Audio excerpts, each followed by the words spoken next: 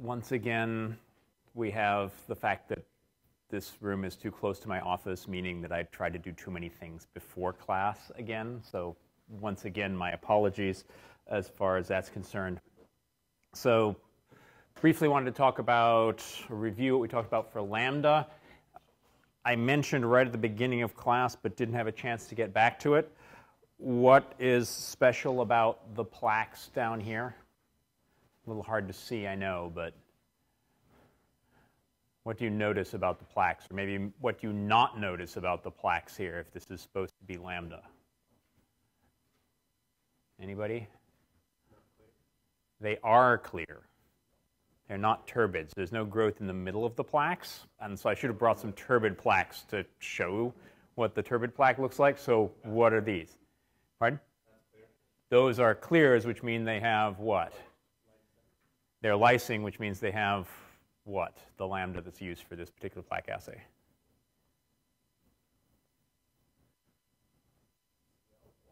Yeah, well, they have some clear mutant. Whether it's C1, C2, or 3, we don't know. But I do know, actually, it's the C1 mutant in this particular case. But you couldn't tell that from the plaques. But so I will try and remember to bring some turbid plaques next time so you can see what I mean by turbid lysis versus lysogeny.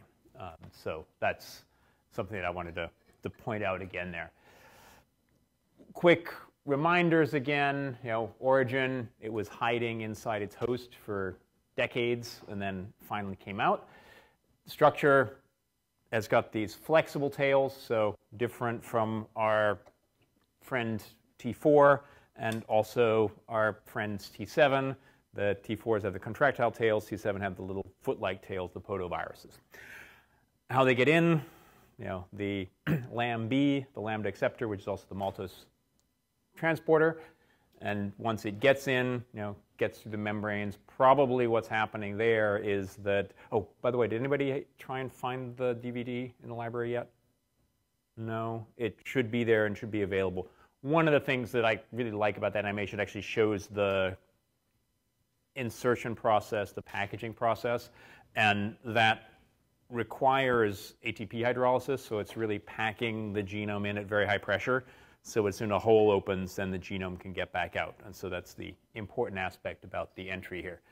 Main deal, and again, this probably should be read, is transcriptional regulation. Whether you undergo lytic growth or lysogenic growth, if you have a mutant, of course, you can't undergo your lysogenic growth. Lytic growth is going to be when you have all of the anti-terminators that are made that end up making all of your structural proteins.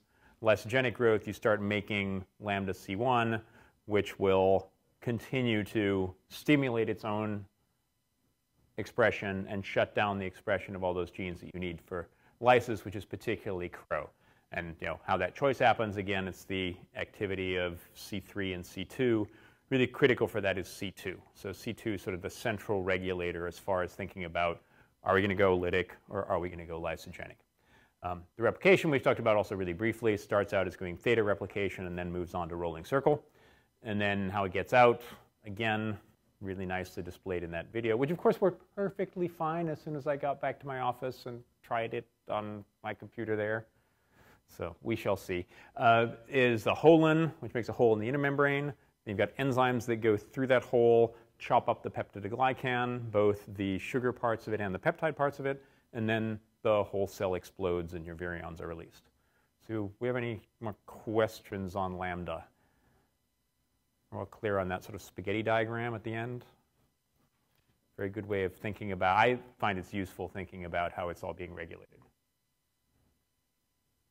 Okay, so if you have no questions for me, then I have a question for you, because I forgot to include the clicker questions last time. So we'll try this time and see if we can actually get it to work. Yes? The mechanism of genome replication by lambda is most similar to genome replication by which of the following? Q beta, Phi-X174, bacteriophage T7, HIV-1, or E. coli?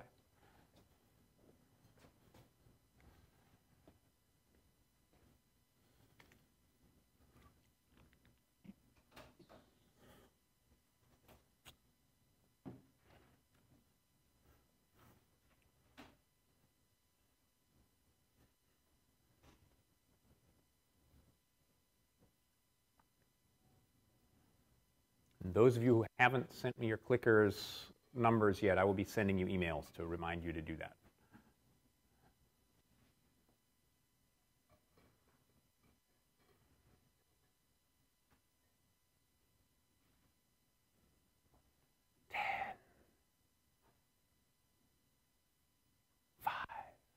Last second chances.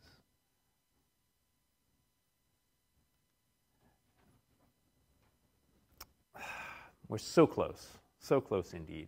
Why don't we talk about it for about 30 seconds and then we'll vote again, because I really want to get 100%. So tell your neighbors what you chose and why, quickly. Now I'm going to get some water and then we'll come back and vote again.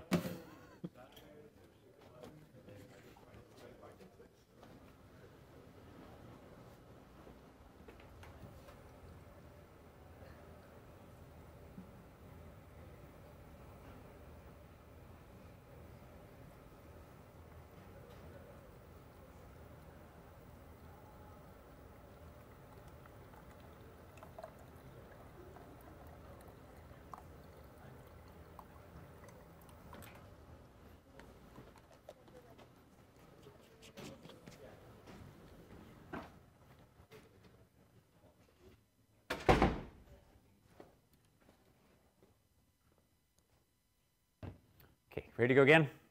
Go.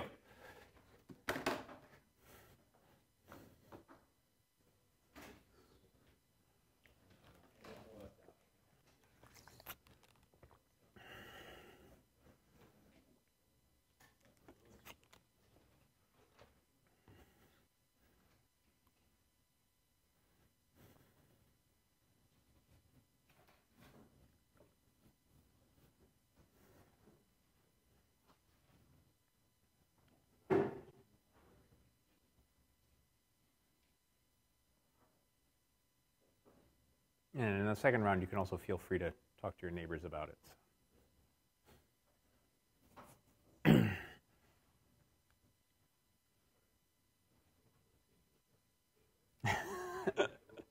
Second guessing is allowed, but 5.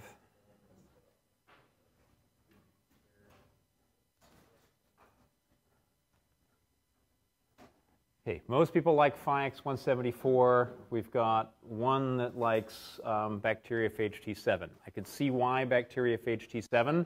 That would be for the concatemers, but those concatemers are not made by a rolling circle replication process. And Phi-X174 undergoes 2 different kinds, both theta replication and rolling circle replication. So that's the Phi-X174. Nobody like Q-beta or HIV-1, why not? They replicate completely differently. Q-beta, of course, is an RNA virus, RNA phage, I should say. HIV-1's a retrovirus, and need to have something for E, so throw that out there. Although it does replicate by theta replication, just doesn't undergo rolling circle replication. So, although one could argue, again, all of these questions we could argue about. If you think about the F plasmid, the way the F plasmid is transferred from one cell to another, it's actually kind of like a rolling circle replication as well. So, I could see arguments in all kinds of different ways for these things. So, let me choose the correct answer, and then we can go from there. Okay, so today, again, one of those days like I talked about in molecular biology a bunch last term, we could easily spend all term talking about this, if not a year or even whole careers. There's a really great program on plant viruses down at Oregon State in their plant pathology department. The majority of this section in virus taxonomy, the book that I warned you about, we talked about the ICTV before, something like 1,600 pages. And you may or may not be able to see there's this big red section in here. That's all single-stranded positive strand RNA viruses, and the vast majority of those are plant viruses. So it's about 500 pages worth of plant viruses. So spending one lecture talking about them is really not doing justice to them at all. But I want to talk about medically relevant, quote-unquote, viruses, so we'll not spend as much time as I would like on plant viruses. Many of these are RNA viruses. There are certainly some DNA viruses, and we have time at the end. We'll talk really briefly about some of the interesting single-stranded DNA viruses that infect plants, which have some interesting similarities and also some interesting differences as far as what we talked about before in Phi X174. Many of these plant viruses have interesting names, and that's why I just sort of threw this particular one up here.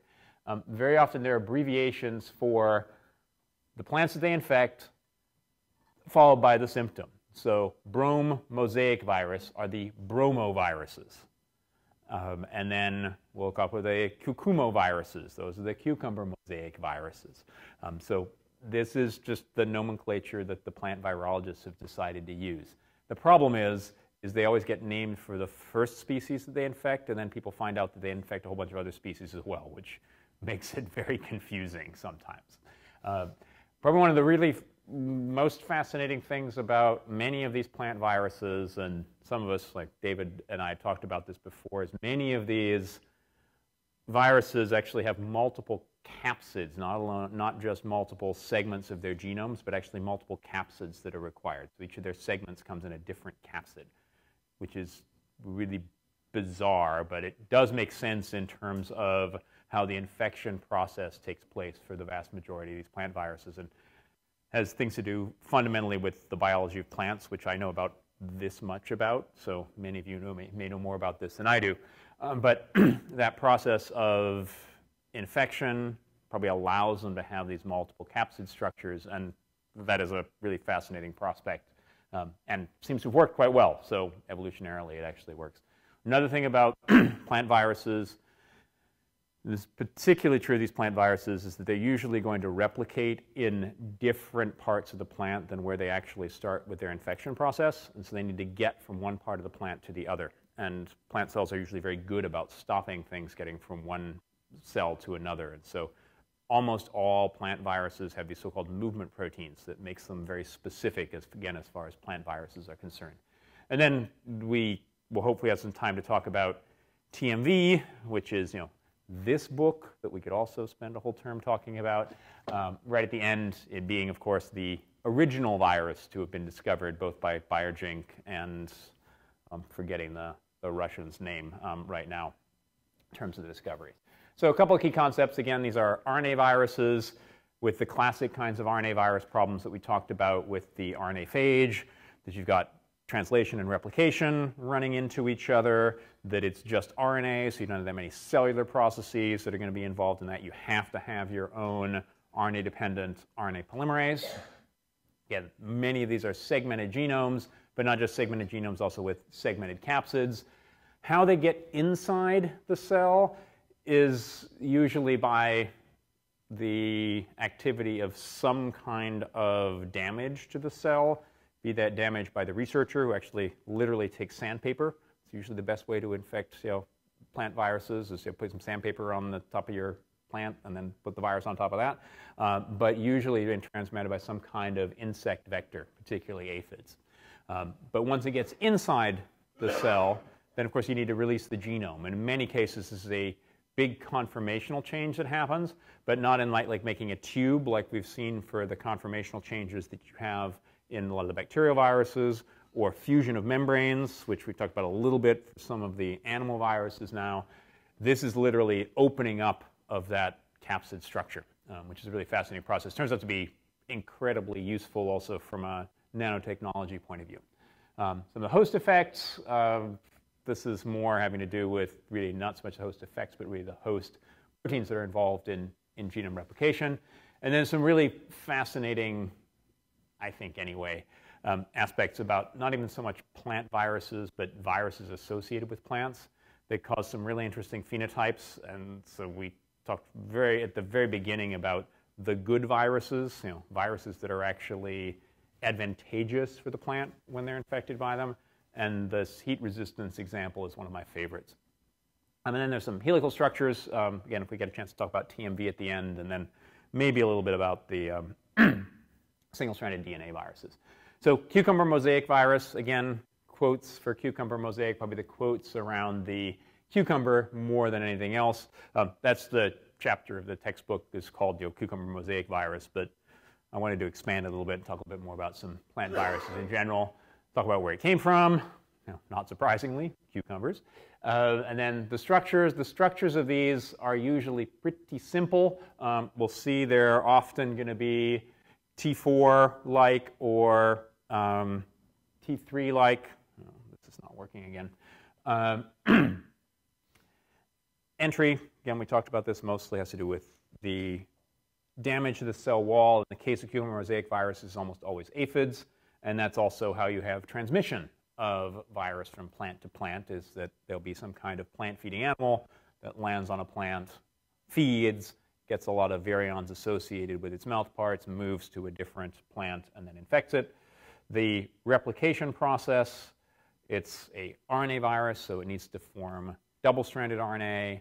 Double-stranded RNA is something that pretty much all eukaryotes will recognize as being something which is really bad. And so there are mechanisms, and we'll see this for a lot of other RNA viruses later on, for sequestering, taking that double-stranded RNA away from the rest of the cell so the cell can't see it anymore and respond to it. And then how you package things, we'll talk a little bit about that, but a lot of it has to do with some of the interesting structures present at the ends of the genomes. Many of these viruses have so-called satellites. We haven't talked about satellites too much before, but these are extra RNAs or just extra genomes that are packaged together with the regular genome, and sometimes those have their own kind of phenotype. Sometimes we really don't know what they're doing. They seem to just come along for the ride, but some of them can be pretty specific. Then we'll talk briefly about CCMV, cowpea chlorotic model virus. Again, what does it infect? Cowpea. What does it make? Chlorotic models. But it's a really very well understood structural model, and also been used a lot for nanotechnology. The hot viruses, again, these are the, hot viruses which are providing thermal tolerance to plants that are infected by fungi that are infected by the virus, and then we'll get to TMV. So now we're not going to move at all. Okay, so let's try restarting this. Play again. Okay, so just a reminder again that we're talking about single-stranded RNA viruses, positive strand, one of these different classes of viruses. What is the Baltimore class for these again? I think it's 3, which is really confusing because then they name it 1 here. But the important aspect here is that the RNA that comes into the cell can be used directly. So this gets translated as soon as it comes inside the cell. And so you don't need any kind of replication. You don't need to make a second strand. These things are good to go as soon as they're actually inside the cell. Where do they come from? Cucumbers. Cucumbers that have these strange mosaic phenotypes. Usually it's just a coloration, and this is an example of an uninfected cucumber, and then those that have different amounts of disease relative to each other. And this whole idea of mosaic is that some parts of the plant have disease and other parts do not. And quite why that is not actually completely understood. This was discovered pretty early on as being a virus. You remember the very first viruses to be discovered were in the late 1800s, 1916. Again, a relatively quickly discovered. And one of the things to make a big deal about in the chapter is it's got this really wide host range. Well, it's got a really wide host range if you think about the plants that it infects. But if you think about plants in terms of their molecular diversity, there's really not that much in terms of their molecular diversity. So there's this big deal about really wide host range, and actually read an article for NASA at one point where it said, oh, you could have had this virus, like cucumber mosaic virus, that wiped out all life on a planet, and it's just waiting for us to come, and then it will wipe out us when we get to that planet. The host ranges here are really not that wide. So just wanted to mention that briefly. But it does, these particular viruses, the cucumoviruses, excuse me, can infect lots of other plants. And so it's, in fact, one of the reasons that people use and know a lot about cucumber mosaic virus is you can infect lots of different plants with them, and they become really pretty useful. The vast majority of current cultivars that people are using in agriculture are resistant to these viruses, and in fact, they've bred them to be resistant to these viruses. So that's another aspect of things. What does the structure look like? This should look pretty straightforward to all of us who are up on our T numbers. What kind of T number would a structure like this have? Don't look up here. So 5-fold axis of symmetry, 5-fold axis of symmetry. You got a pentamer here, a hexamer here. So H of 1, change direction. K of 1, so T equals 3. The structure on how these capsids are put together are a single beta barrel protein. And again, beta barrels, these are going to be beta strands that all are interacting with each other in an anti-parallel form. And then it has this arginine-rich N-terminal alpha helix. Why arginine-rich? It's about arginines and lysines that are so important that I forced you to remember in molecular biology, and then you promptly forgot after the final. Arginines and lysines. What's special about arginines and lysines? They have positive charges, which means they love to interact with negatively charged things like nucleic acids in general. In this case, it's RNA. But yeah, so not surprising at all that you have these highly positively charged pieces which are stuck in the middle of the virion, and they're all going to be the ones that are interacting with the RNA. So that's what the structure is. How do you get inside the cell? Plants are tough, but lots of organisms have evolved to get inside tough plants, and some of them to eat plants, either to eat the plant itself, your typical herbivore, or also some of these sap-sucking animals. And for cucumber mosaic virus, it's almost always being transferred by these aphids. This is a scanning electron micrograph, but these guys, relative to virus particles, of course, are absolutely ginormous. So you have very large amounts of virions that are very often associated with the mouth parts of these sap-sucking, in particular, insects. When they go inside, make a hole, they're going to cut through the cuticle of the plant, which otherwise is a really good protective layer, and that allows the virions to get inside of the plant cell. And that's probably why many of these plant viruses have been able to survive with multiple different genomes, and these multiple different genomes in different capsids that are getting inside a particular cell. And we'll talk about another sort of aspect about that right towards the end of the lecture today as well. But it's probably just you have massive inocula. So instead of a MOI of multiplicity of infection of a couple, maybe as much as 10, we're talking MOIs of 100 or 1,000 or something like that, given that you've got so much, or so many, I should say, virions associated with the mouth parts of these animals. That, oh yeah, Mika. Upon entry, does the plant immediately start partitioning itself off away from the virus? Okay, so the question, as this is on tape, is does the plant start to partition itself off and basically stop the virus from spreading from that particular position? Just to paraphrase your question. Not a plant biologist by any stretch of the imagination, but there's something called the hypersensitive response, which is something that happens in plants when you have damage. And basically what happens is you sort of kill off that part of the plant, and it is then walled off from the rest of it. And not surprisingly, viruses have evolved to get around this hypersensitive response. So, but in many cases, that is what happens. And so you have an infection process, some kind of damage. The plant recognizes the damage, tries to wall that off. The virus has mechanisms of dealing with that. Don't ask me what those mechanisms are, because I don't know. I could tell you people who would find it, or you can, read this, and we can figure it out. But yeah, the multiple genomes need to get in, and they're in multiple different particles. What are those genomes like?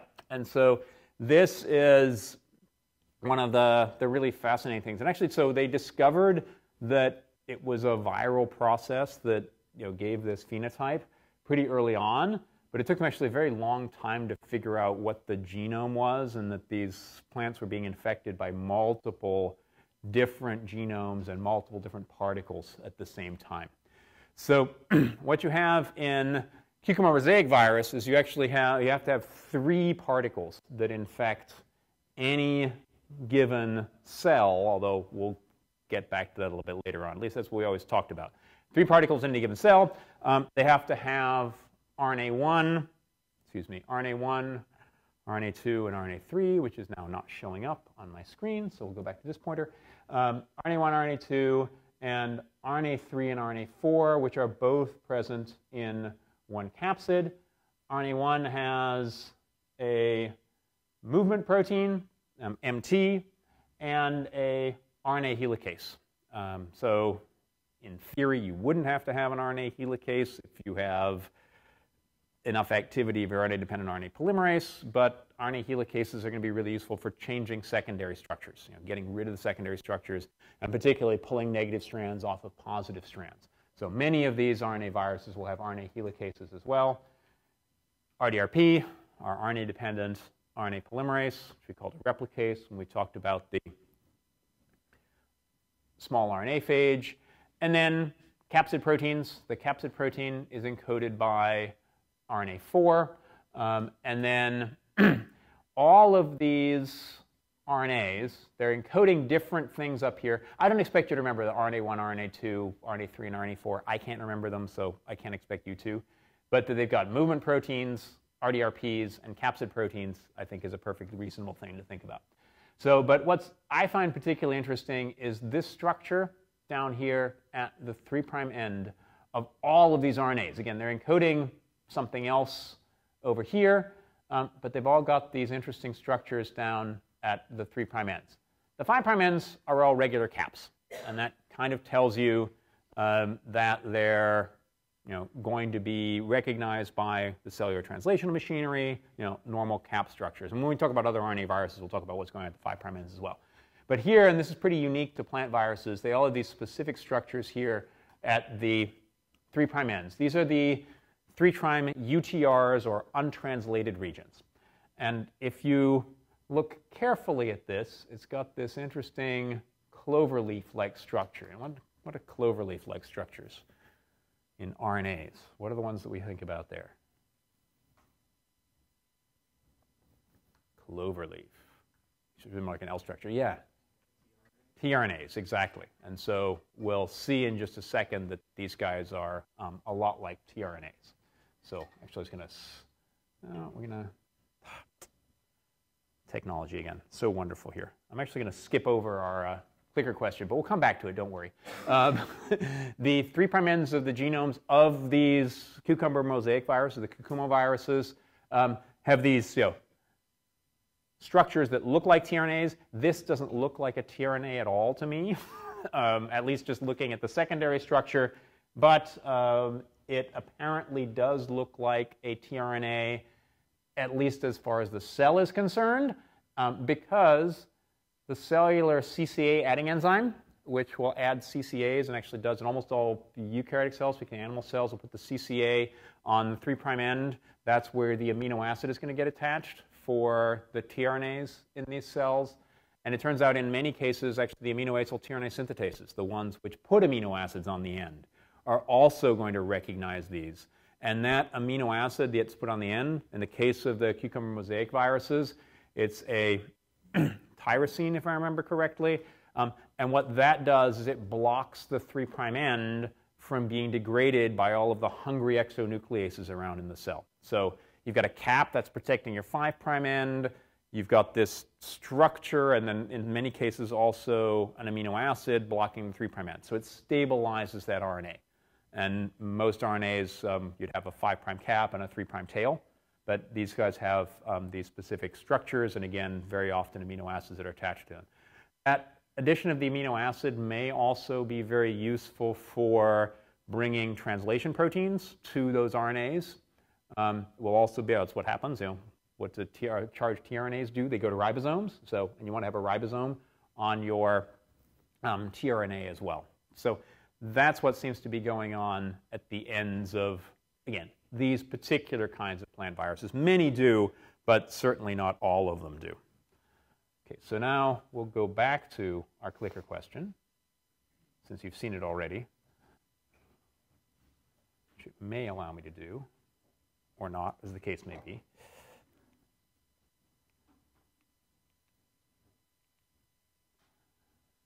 Okay, so what is the minimum number of different virions required by a successful infection by CMV, so cucumber mosaic virus? 1, 2, 3, 4, or 5?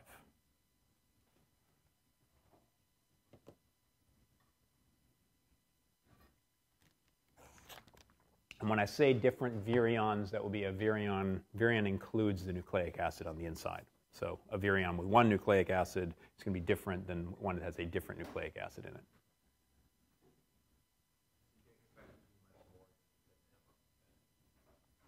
In this case, the minimum. Where this question is particularly about minimum. How many you'd have a normal infection? That's a statistical kind of question that we could talk much more about. Yeah, that's the Poisson distribution all over again.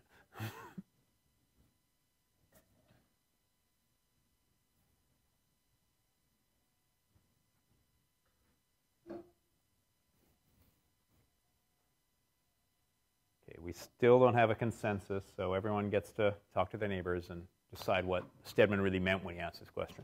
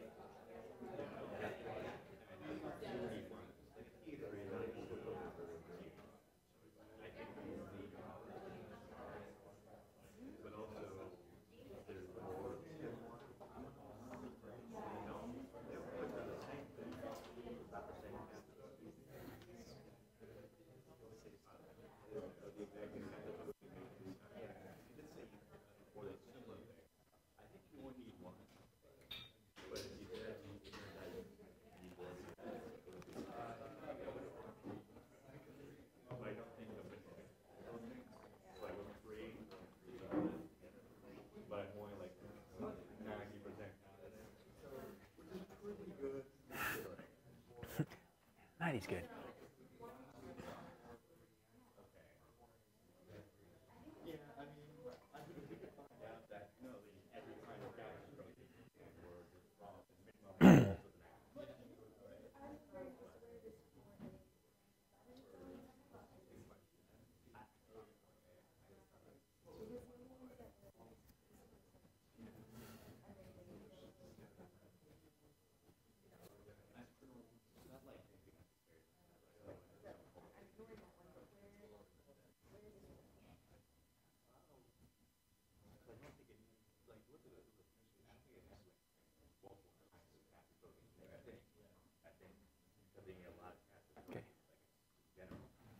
We ready to go again? You can keep discussing this.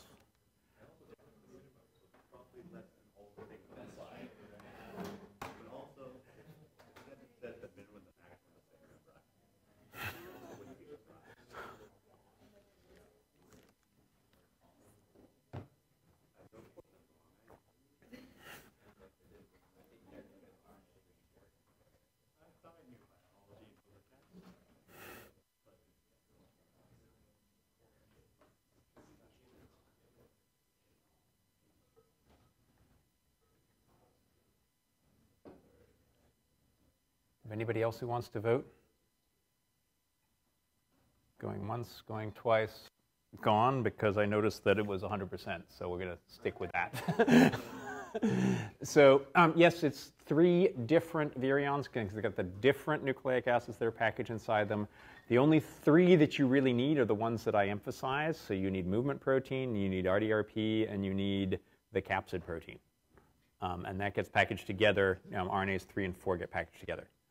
4A, I heard people muttering about 4A. It's actually not absolutely required. But it's not satellite. Pardon? It's not like the satellite RNA. Yeah, and so what you would consider for the 4A, well, let's just quickly select this here. We can go back to that, I think, assuming that this will actually go back. Here we are, yes. So 4A is also packaged, but it's going to be packaged together with some of the other ones. And the question immediately comes up is where what is packaged in which of your capsids. The capsids are all the same size. They're all T equals 3, and they're all the same capsid protein. So actually, 4A sometimes gets packaged here, sometimes gets packaged here. Because you do actually, but this movement protein here is an additional movement protein to this one. So you actually do not need 4A. 4A is found, but 3A is the one that you actually really need in terms of moving around. And in fact, people argue a lot about, from what I've heard, I don't do these kinds of arguments, I don't chat with these plant virology people all the time, is how required 2B is. 2B or not to be? No. Okay, so what are they doing? And that's actually back to here. The important aspects here are not, again, what's the names of them are, what RNAs they're from. It's really the activities. So RNA helicase domain, NTP binding, RNA binding motifs, RNA-dependent RNA polymerase. This RNA3 is a RNA packaging protein. RNA4 is going to be your coat protein. And so these are the really critical aspects of what you need in terms of the function of these viruses. So that's all I wanted to mention for here. So how do we replicate these things? I did mention before that double-stranded RNA, originally RNA interference, RNAi, was discovered in looking at plants because they injected them with double-stranded RNA and found that they had this massive response that chewed up all of the RNA that had double-stranded RNA. So if you're a RNA virus and have a RNA genome that's got to get copied, your positive strand is always going to get copied into the negative strand. You don't want the cell to be recognizing that there's positive, double-stranded RNA present inside the cell. So how is that taken care of? This turns out to be true for many different RNA viruses. But in this case, there's a extra vesicle that forms in the endoplasmic reticulum that basically hides each of these RNAs from the rest of the cell. And it's only in these vesicles that you have RNA replication that takes place. And these are, I'm surprised they actually have them different colors here. Usually these, again, these are the viral proteins that bind to both this is the, excuse me, the 5' end, 3' end, of course, has this cloverleaf structure. You've got to get rid of that cloverleaf structure through the RNA helicase activity because you need to be able to replicate through that. And then you end up with these double-stranded RNAs inside these vesicles. And then once you've made the negative strand, that can then get copied to the positive strand. The positive strand is extruded. And of course, the positive strand, it's a messenger RNA. So it looks just like all the other RNAs inside the cell. So there's no defense mechanisms that are going to be reacting with this and causing degradation to take place. So this is how we're doing the replication process. And this 5' end binding just seems to also be a pretty general RNA binding protein. The next question is, how do you get from cell to cell? And again, this is getting back to some of these very specific aspects of plant viruses, the so-called movement proteins. Hang on, let me get, speaking of movement proteins, why don't I get this out of the way so you can actually read? It will be moved. So there's really the protein 3A, which is the really critical aspect of these movement proteins. 3A is a RNA binding protein, and so it will bind to RNA. And mostly what it seems to do is get that RNA to the plasmodesmata. And again, not a plant biologist, so if you know something better about this, let me know. So plasmodesmata are these connections from cell to cell between different plant cells. And plant cells usually have these really tough cell walls, which are great and wonderful for providing structure of your plant, but real problem if you're going to be transporting things back and forth from cell to cell, cell-cell communication. Usually these plasmodesmata are extremely small, and in fact far too small to allow your virus capsid, to even some of the RNA protein complexes are too big to get through here.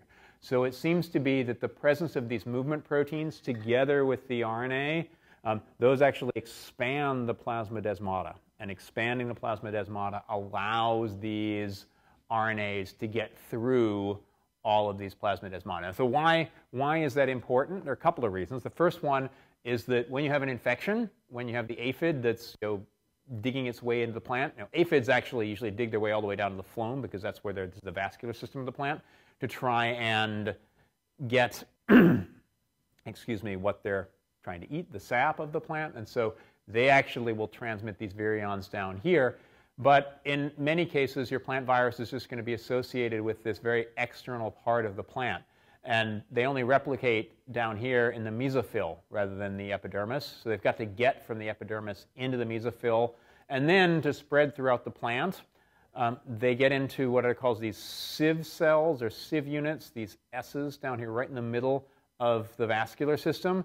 And that is how they can circulate through the whole plant. That's what's called now a systemic infection. And so sort of escaping that thing we're talking about, the hypersensitive response, which will close off that part of the plant. Once they get in there, they'll spread throughout the whole plant. And you can get massive amounts of virus particles that are being produced, the virions, throughout the whole plant. And if you really want lots and lots of virions, plant viruses are the place to be because you can harvest these plants and get literally micrograms, which is a lot as far as virions are concerned, numbers of viruses out of them. So it's a very efficient way of making lots and lots of virions. And this has been taken advantage of by people who are now trying to make vaccines, for instance. What they do is they will now recombinantly put a immunogen on some of these plant viruses, infect a plant. They will make massive numbers of virions. Those will then get released. Because we eat a lot of plants, our immune system looks at the plant virus and says, who cares? And in fact, there's a really fascinating story that I don't have time to get into. Anyone who eats any kind of hot sauce, there are large amounts of pepper viruses in your stool. And those can be detected. They're actually a really neat process for looking at stool contamination or wastewater contamination. But very fun study that some friends of mine did. But yeah, so plant viruses go straight through. But if they've got an immunogen on them, they can provide a really nice immune response. So this is a neat way to make lots and lots of potential immunogens. So it's a fun process here. So that's all that I wanted to talk about in terms of cucumber mosaic virus. Then I wanted to switch gears and talk a little bit about some of the other fascinating plant viruses here that are unfortunately not in the textbook. So the first one is this image that you've seen on every one of my intro slides. This is cowpea chlorotic mottle virus, which also has a movement protein, like this pointer that I need to use to move this out of the way. So what happens with cowpea chlorotic mottle virus is it has this nice T=3 structure. So again, here's your pentamer, here's a pentamer, there's a hexamer in between, T=3. But when there's a change in pH or in ionic strength, and probably more importantly, a change in ionic strength in terms of the infection process in plants, this undergoes this really fascinating conformational change where it just opens up. And so basically, you kind of take each of those pentamers and pull them apart from each other, and that makes holes, and that allows the genomes, and it's segmented genome, just like, the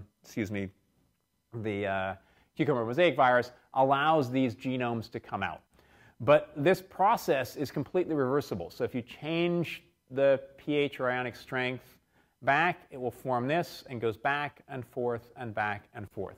And this is something that a couple of very smart virologists said, this is great, but we think this is a wonderful little nano cage, because again, you can make massive quantities of these virions.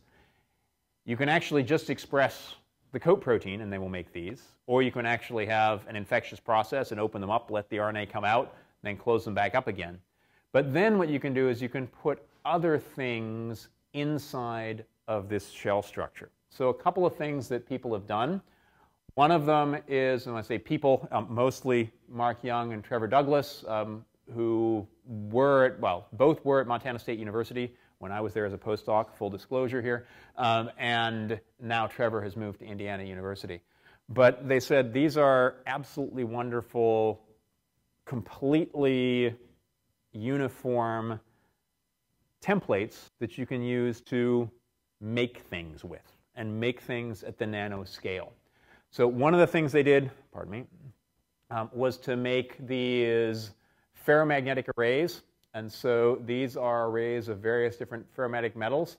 And so you open up the shell, you fill it up with some kind of metal, and then you can actually blast away all of the organics just by heating them up. And then you end up with these really amazing arrays, very high-density magnetic arrays. And why do we care about high-density magnetic arrays? Well, they used to be very important for hard drives and any other kinds of storage kinds of applications. They're also potentially really useful as contrast agents for magnetic resonance imaging. One of the big problems with MRI is that we're mostly water, and MRI is not very good at differentiating water from water.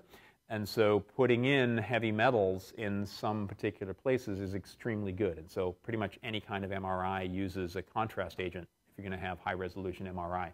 What that contrast agent is usually some kind of metal, often gadolinium. If you could make large amounts of gadolinium and put them inside a particle, and then modify the particle on the outside to have some kind of targeting agent, maybe an antigen will hook up with a particular tissue type, then you can have very specific ways of targeting things for magnetic resonance imaging. You can also use this process to put chemotherapy drugs on the inside of the capsid, then put them into a patient. Again, they'll get to the right place. At that point, you'll have a change in pH or a change in ionic strength. Open them up, release the chemotherapy drugs, the magic bullet approach. So a really great way of thinking kind of outside the box as far as what you can use viruses for. While I was at Montana State, there was this really fun study that was done by people. I think their lab was just one floor down from ours, on this amazing plant called panic grass. So panic grass, Dicanthelium lanuginosum, wouldn't try and remember that name, but it's the plant that you see whenever you go to very high temperature environments. And Diana knows all about this because she's seen them. These are plants that can grow up to 50+ degrees Celsius. They're really at the very high end of what plants can actually survive at. And you can kind of guess when you go to these hot spring environments, you go to Yellowstone, you see these broad-leafed grasses right next to some of the hot springs. The temperature of the soil is about 50 degrees. As soon as you get to 60 degrees in the soil, they can't survive either. The really neat thing about this panic grass is not so much that it can survive at these extreme conditions, but it turns out that it's also infected with a fungus. And this is an endophytic fungus, so it's a fungus that grows inside the plant, called Curvularia, Curvularia protuberata, and this is actually one from one of these. And so it turns out that these plants can only grow at those very high temperatures if they're infected by this endophyte. So no endophyte, no growth at high temperatures. But as if that weren't cool enough, and of course we're in a virus class, it turns out that it only works if that fungus is infected by a virus as well. So if you have the grass that has the endophytic fungus that's infected by a virus, it's perfectly happy right here. If you don't have the fungus, it doesn't grow. If you don't have the fungus, it doesn't grow at those high temperatures. If you don't have the virus that's infecting the fungus, it doesn't grow at those temperatures. So, reinfected, you put the virus back in, it's happy. No virus, bad. No fungus, bad. So it can only survive under these conditions. This is shown in cartoon form here. If you have your colonized, again, with the fungus and the virus, these plants are perfectly happy. If they're not, they're really unhappy. And it turns out there are actually quite a few fungal virus plant interactions that this happens with. I think I have this posted in D2L. It's also called The Good Viruses by Marilyn Rusnick, who has studied a lot of these things, particularly these viruses as well. But I think this is probably one of the best examples of a good virus because it doesn't seem to do any harm at all to the fungus or to the plant, and it allows it to grow in this completely different environment that otherwise it would not be able to survive in at all. Isn't that cool? I think so. And it's so cool that I'll ask you a clicker question about it, and you're all going to get it right, right? So, thermal tolerance of Dicanthelium lanuginosum is due to a fungal infection, a plant virus, a fungal virus, air pressure, A and C. Not AOC, A and C.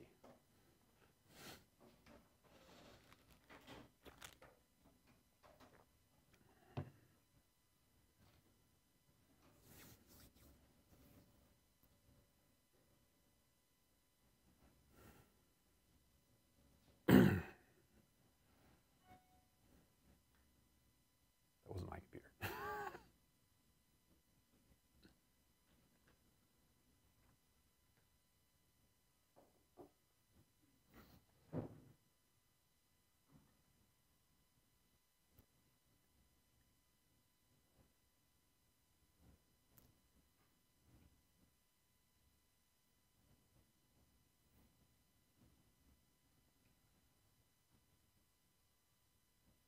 To 1, 200%. This is amazing. I'm going to keep doing this, or asking really straightforward questions, as the case may be. But I guess we don't have as much time to discuss it then. Tell your friends, tell your family. This is such a cool story. Yeah. Oh, I was just going to say, did someone go and knock out the virus and see that it didn't work? How did they figure out that it was dependence on the dependent? Dependence on the dependence on the dependent. So this was work that was done at Montana State when I was there. So the people who were working on it were mostly looking at the fungal endophyte. And so they saw that when the plant was not infected by the fungus, and you can grow the plant from, I forget if it was some seed or from cuttings that didn't have the fungus, and then it wouldn't grow those temperatures, and it only would grow then at the high temperatures when the fungus was there. And then they were looking at the fungus in more detail, and then they found that the fungus was infected or not infected by the virus. Yeah, that's actually this case right here. Oops, pardon me. Go back. Let's get rid of this. We don't need to see these anymore. Yeah, so the no fungus here, that's that. And then this is fungus without the virus. Yeah, it's really crazy. Really crazy indeed, but amazingly cool. Biology's amazing. So, yeah, spread the word that all viruses are not bad. So, tobacco mosaic virus, again, I could spend a whole class talking about this, but if not a whole term. The original, Contagium vivum fluvium, because it went through those filters that stopped all of the bacteria, but was still causing disease. Now, this is actually not a tobacco plant, I've been told. It's actually tomato. It turns out that tobacco mosaic virus also infects quite a few tomato cultivars. It's a lot easier to work with tomato than it is to work with tobacco. And again, all of the current cultivars are resistant to tobacco mosaic virus. Turns out tobacco mosaic virus is really very, very, very stable. And I've been told, although I haven't tried, that if you just go and find cigarette butts and look in those cigarette butts, you can usually isolate TMV from them. So I asked one of my buddies at Oregon State to send some to me. He said, no, just pick up the cigarette butts, you'll find some TMV. So he did actually send us some, and that's what the image is up here. But I did, one of the things I was prepping for these lectures was I went back and looked at the original paper from Beijerinck, and yeah, this über ein Contagium vivum fluidum als Ursache der Fleckenkrankheit der Tabaksblätter, which, again, also it's in translation as well. I think I posted this on D2L. But I just love this quote. Now, I was therefore able to carry out a series of incontestable infection experiments, the results of which I will briefly describe. I think this paper is like 44 pages. And incontestable experiments. I don't think any reviewer would allow us to get away with incontestable experiments anymore. But this was a really fascinating paper because he really also came up with the term virus and was able to show that these viruses could only replicate in the growing plant tissue, and that it was, heat and drying stable. Again, this is why you can find them in cigarette butts. And so really very easy to work with this particular process. And it wasn't only Beijerinck, but because you could get large amounts of this virus, again, milligram quantities from infected plants, quite a few plants could be infected by it. It was relatively easy to get large quantities of this virus. And for a long time, people were thinking about this in terms of, is it alive, is it not alive? You have to infect a plant or some kind of living tissue in order to get more of the virus. And then there was a long discussion about whether it was just protein or also had nucleic acid that was associated with it. For a long time, people thought that it was just protein, so it was an infectious protein. Not surprisingly, there was a lot more protein than there was the nucleic acid that was associated with it. It was crystallized. The virions themselves were crystallized in 1935, and that was one of the big arguments that you can't crystallize life, and so because it's going to be this, it's not all life has diversity to it, and you can crystallize it. It doesn't have this kind of diversity to it.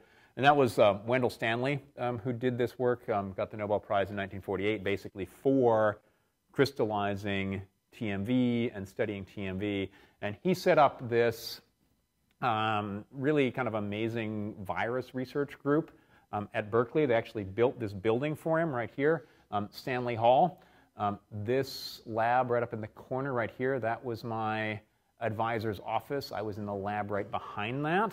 I'm not quite old enough to have been driving this car that's in front of it here, but this was still there until 2007, where they rebuilt the building, and this is now what it looks like, because Berkeley has more money than it knows what to do with. But this is, I haven't been actually back to the labs here. I should go and check it out. Apparently they're really, really nice. But still called Stanley Hall, which I think is really nice, and as credit to the researchers who were working on it there.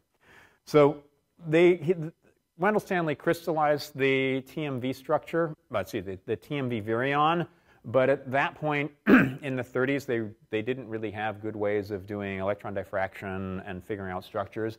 Soon thereafter, however, they were able to get a really nice structure for TMV.